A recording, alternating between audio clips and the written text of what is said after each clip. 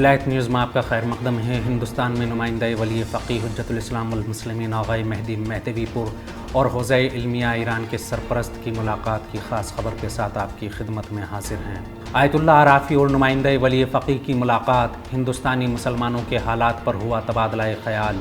حوزہ علمیہ ایران کے سرپرست آیت اللہ العظمى علی رضا عرافی نے ہندوستان میں نمائندہ ولی فقیہ حجت الاسلام والمسلمین مہدی مہدوی پور سے ملاقات میں حضرت امام جعفر صادق علیہ السلام کی شہادت کی مناسبت سے تعزیت پیش کرتے ہوئے کہا کہ حوزہ علمیہ کے لیے دنیا بھر کے مختلف ممالک کے دروازے کھلے ہوئے ہیں، لیکن بدقسمتی کی بات ہے کہ ہمیں جس انداز میں اور جس طرح عالمی سطح پر ہونا چاہیے تھا ہم اس طرح موجود نہیں ہیں۔ آیت اللہ عرافی نے کہا کہ حوزہ علمیہ کے بین الاقوامی اور مواصلاتی مرکز کو دنیا کی دینی گفتگو اور مکالمات میں حرف اول کے طور پر ہونا چاہیے۔ آیت اللہ عرافی نے اس بات کی طرف اشارہ کرتے ہوئے کہا کہ ابھی تک حوزہ علمیہ کو بین الاقوامی تناظر کی بنیاد پر اجاگر نہیں کر پائے۔ اس سلسلے میں بین الاقوامی طور پر کوششیں کی گئی ہیں، لیکن ہم ابھی تک مختلف معاشروں میں مطلوبہ نتائج حاصل نہیں کر سکے۔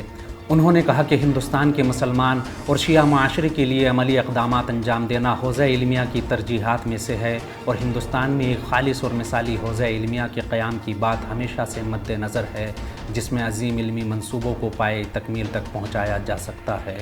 واضح رہے کہ حجت الاسلام والمسلمین آغا مہدی مہدوی پور نے بھی اس ملاقات میں ہندوستان میں مسلمانوں اور شیعوں کی صورتحال پر مرتبہ ایک رپورٹ پیش کی۔ اس خاص خبر میں فی الحال اتنا ہی۔ قومی، بین الاقوامی اور خاص کر اسلامی دنیا کے حالات سے باخبر رہنے کے لیے ولایت نیوز سے جڑے رہیے۔